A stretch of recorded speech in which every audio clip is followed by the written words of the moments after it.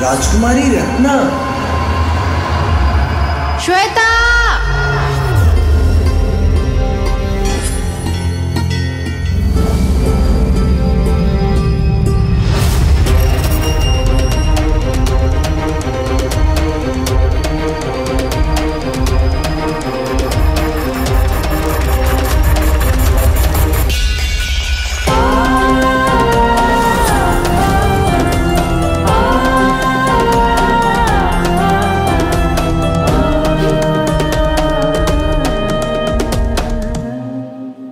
आपको कुछ काम था हमसे?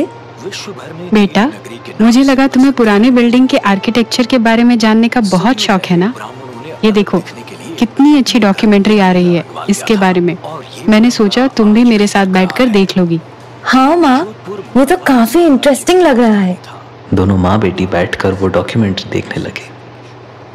तभी श्वेता को कुछ याद आया। माँ, याद है हम लोग 2 साल पहले उस किले पे घूमने गए थे? कितनी सुंदर जगह थी ना वो।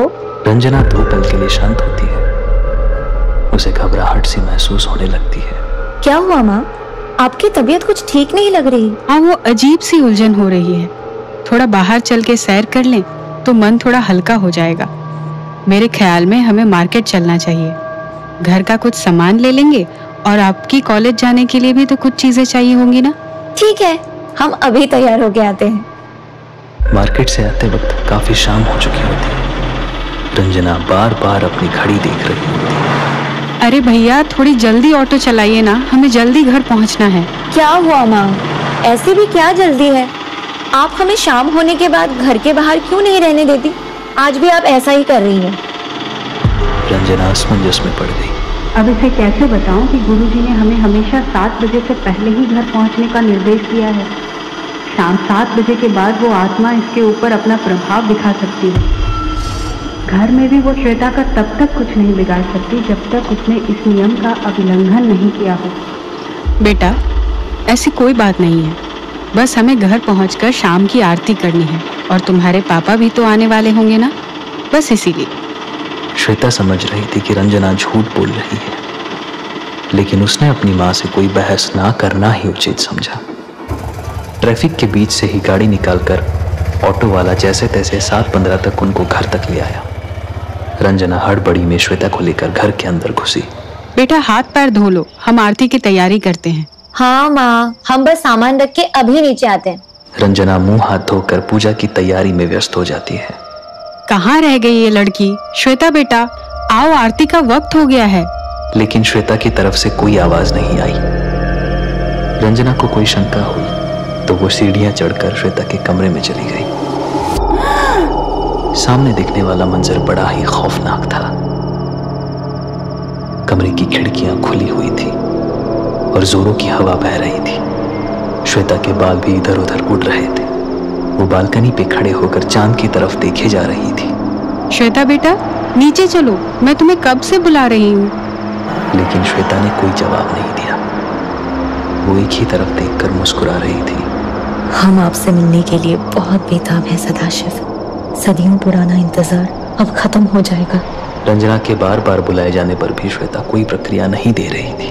श्वेता, जैसे वो किसी और दुनिया में हो। श्वेता।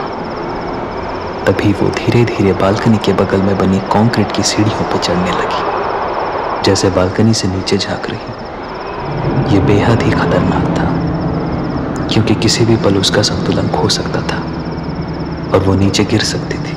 श्वेता बेटा, पीछे हटो प्लीज, तुम गिर जाओगी। श्वेता का सम्मोहन भी उसी क्षण टूट गया। क्या हुआ माँ? ये थाली कैसे गिर गई? आप ठीक तो है ना? श्वेता, तुम ठीक तो हो ना? हाँ माँ, लेकिन आप रो क्यों रही हैं? कुछ नहीं, बस ऐसे ही। चलो हम नीचे चलते हैं। रंजना को समझ आ गया था कि उस आत्मा का श्वेता पे प्रभाव बढ़ चुका है और वो इतनी शक्तिशाली हो गई थी कि वो घर में प्रवेश कर चुकी थी। वो आज भी उस दिन को कोसती है जब वो और उसका सारा परिवार राज परिवार के किले घूमने गए थे। उस दिन श्वेता का 16वां जन्मदिन था और रंजना ने पूरी परिवार के लिए एक छोटी सी पिकनिक प्लान की थी। लेकिन यह कोई नहीं जानता था कि उस दिन के बाद से ही श्वेता की जिंदगी पूरी तरह बदलने वाली है। वो देखिए, किला। थैंक यू माँ पापा, ये आज तक का बेस्ट सरप्राइज है। हैप्पी बर्थडे बेटा, हमें पता था आपको यहाँ आकर बहुत खुशी होगी। वहां का गाइड सभी टूरिस्ट को किले का टूर दे रहा था और उसके बारे में बता रहा था। Welcome to the Rajgarh fort. इस किले का इतिहास करीब 600 साल पुराना है। कहते हैं यहाँ के आखिरी राजा का नाम था राजा वीर सिंह राजवंशी और उनकी रानी थी चंद्रप्रभा देवी। इनके इतिहास के बारे में हमें जितना भी ज्ञान प्राप्त होता है सब किस्से कहानियों से मिला है।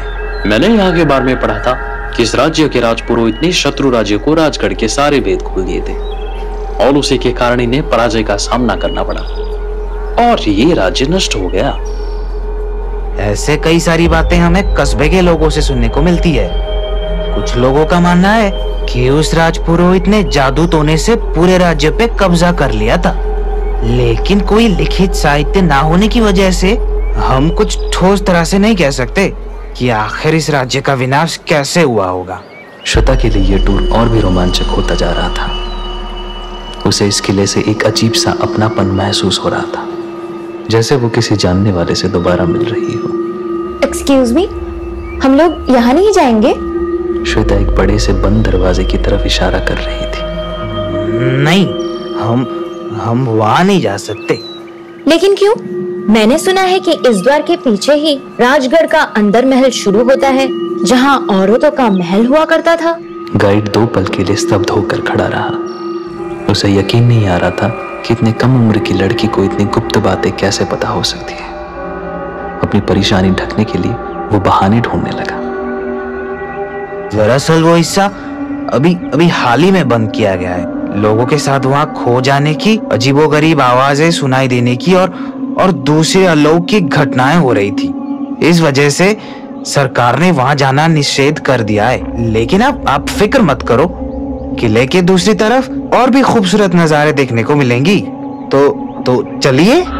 श्वेता ना चाहते हुए भी बाकी टोली के साथ आगे बढ़ जाती है, लेकिन उसका दिल उसी दरवाजे पे ठहर चुका होता है। आखिर क्या छुपा है इस बंद दरवाजे के पीछे?